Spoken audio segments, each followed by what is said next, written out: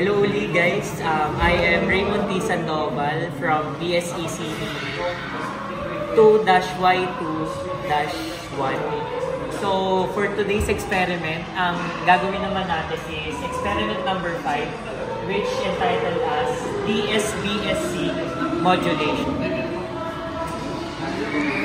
So DSBSC modulation is a modulation system similar but different to AM, which was explored in experiment 4, yung ginawa natin na experiment 4. Like AM, DSBSC uses a microphone or some other transducer to convert speech and music to an electrical signal called the message or baseband signal. So ano-ano nga ba yung mga kailangan natin sa experiment na to? So before that, in this experiment, you'll use the Emona Telecom Strainer 101 to generate a real DSBSC signal by implementing its mathematical model. So the equipments are, first is the Emona Telecom Strainer 101 plus power bank. Next is dual channel 20 MHz oscilloscope. Ito yun. Then 2 Emona Telecom Strainer 101 oscilloscope LED and assorted Emona Telecoms Strainer 101 patch LED. So, kailangan natin itong mga wires natin. So, ang procedure pa din, syempre, una, isaksak muna natin ang ating Emona. Then, isaksak din natin ang oscilloscope.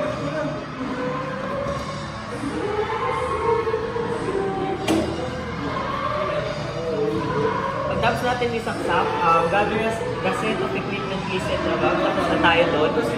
Set up the scope per the instructions in experiment 1. Ensure that the trigger source control is set to the channel 1 or INT position. The mode control is set to the channel 1 position. Connect the setup shown in figure 4 below. So una, hanapin muna natin si master signal. Master signals, i-connect natin siya sa multiplier natin kay AC. 100 kHz sine, papunta kay AC.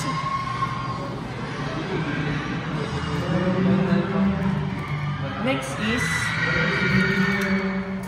manapin natin uli si multiplier at i-connect naman natin uli ang AC to 2 kHz sine sa master signals.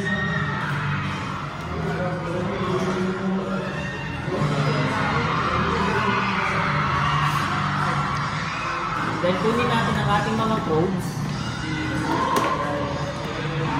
I-connect natin si channel 1. Oscilloscope. I-lock natin. Papunta kay 2 kHz sine. Yung red pa din. Then, syempre, i-connect natin yung black wire sa ating ground. And after, i-connect naman natin yung second probe natin sa oscilloscope sa channel 2. Ito naman ay papunta kay multiplier KXY and KXY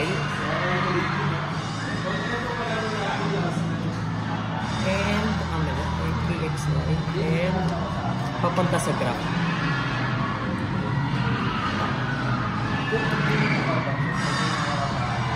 At ito na ang ating naging output. I-adjust lang natin.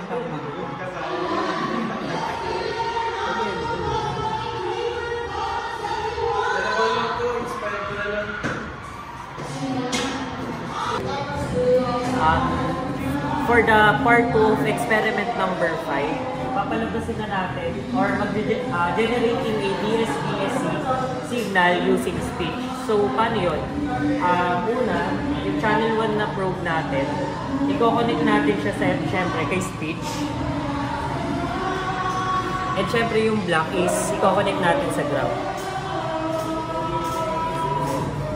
As you can see, ito yung yung naging output natin dahil medyo maingay. Pero once na nagsalita tayo dito sa mic niya, is nagbabago din yung output sa ating oscilloscope. Example, hello, hello, hello. Ayan. For the last part of experiment number 5, we need to connect the channel 2 to multiplier KXY, ito po. And of course, to ground. And ang magiging output natin for the last part of experiment 5 is this.